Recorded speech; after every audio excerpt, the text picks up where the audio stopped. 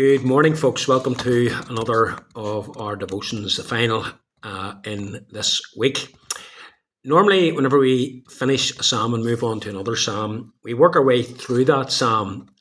But today, we're going to focus on just one verse of Psalm 48, having finished Psalm 47 on Wednesday. The verse I want us to think about is verse 9. We have thought on your steadfast love, O God, in the midst of your temple. Now, in Psalm 48, the people of God are praising and exalting the name of God. And the background to Psalm 48 is exactly the same as the previous two Psalms.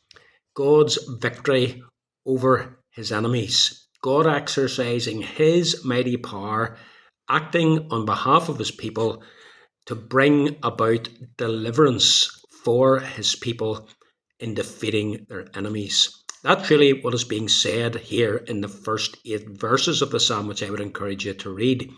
God's greatness and power are displayed on behalf of his people, and God's and his people's enemies come to recognize something of the greatness and the glory of this God and of his people. In verse 9, we see God's people going to the temple. The temple, of course, was the place of worship, the place where God met with his people to be worshipped. The second half of verse 9 says that, in the midst of your temple. And here they turn their thoughts to God's love. We thought on your steadfast love. The word that's translated thought on is probably better translated pondered. It's the idea of reflecting upon, filling one's mind with the thing that you want to contemplate. And the thing that they are filling their minds with is God's steadfast love. The Hebrew is the wonderful word chesed, God's covenant love for his covenant people. This was ultimately what moved God to act on their behalf. The fact that he had chosen them, the fact that he loved them, the fact that he had entered into a covenant with them. In the temple, of course, the people would be reminded not just of God's love, but of their own sin. The altar, the thing that dominated the entrance place into the temple, the altar upon which the animals were sacrificed, was a visual reminder of the need for atonement, the need for God's wrath against them on account of their sin to be turned away. And that's what the sacrifice was all about.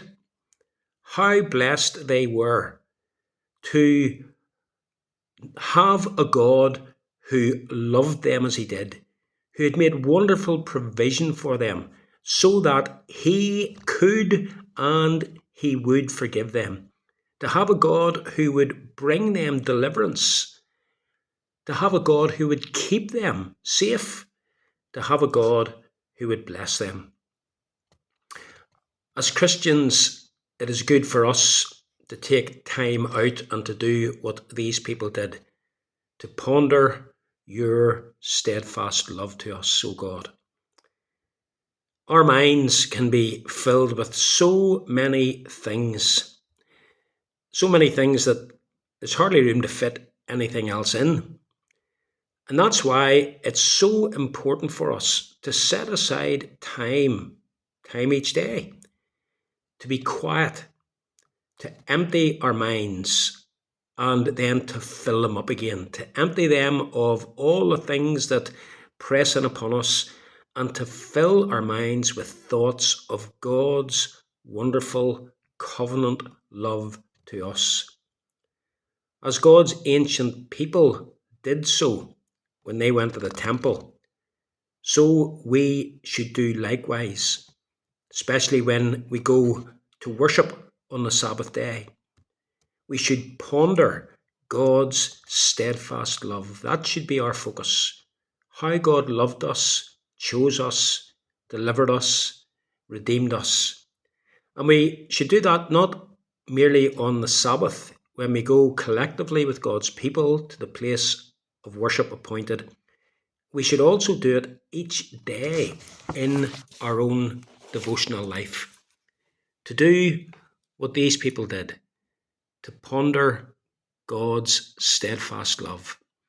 And what a wonderful thing it is to give time to thinking about that great subject. May God bless you today, and may He bless you on Sabbath as you gather to meet with God's people. Every blessing.